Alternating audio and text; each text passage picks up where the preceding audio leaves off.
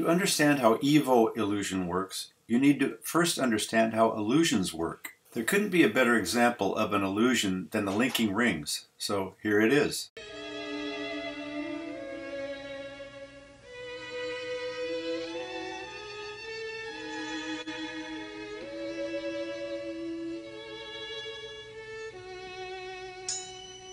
Of course, there's a tiny opening in one of the rings, which is hidden by the illusionist's hand and maneuvers. Once the illusionist fools the audience with his first move, he can then go on and fool them with even bigger, seemingly even more impossible maneuvers. Their minds have been softened up, and they are ready to believe anything the illusionist does.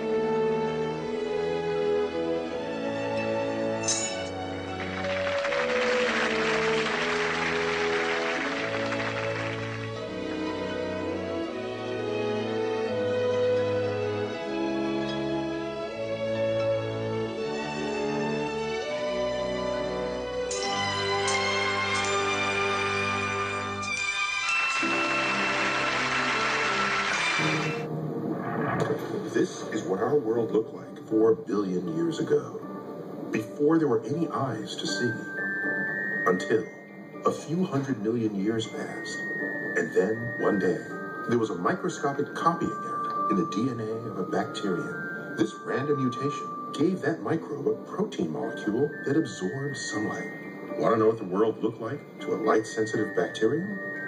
Take a look at the right side of the screen. Actually, Neil, a bacteria with a mutant light-sensitive protein can't see any more than my big toe can with my sock and shoe on. It would have no field of vision, and it couldn't even react to stimulus from the sun, as that would require the evolution of a lot more equipment. Another mutation caused a dark bacterium to flee intense light. What is going on here? Actually, what's going on here, Neil, is you're doing an Evo-Illusion and fooling millions of people while you're doing it. There are 0 multicelled animals composed of bacteria.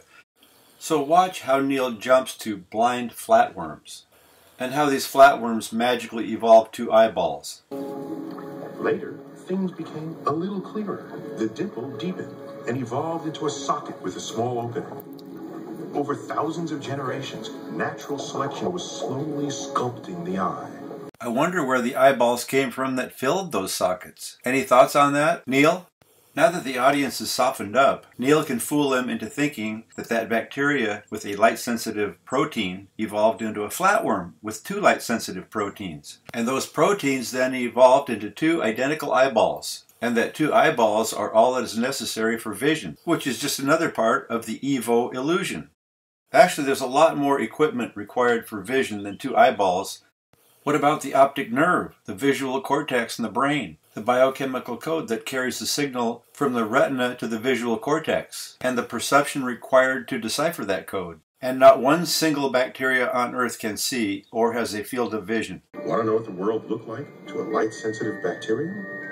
Take a look at the right side of the screen.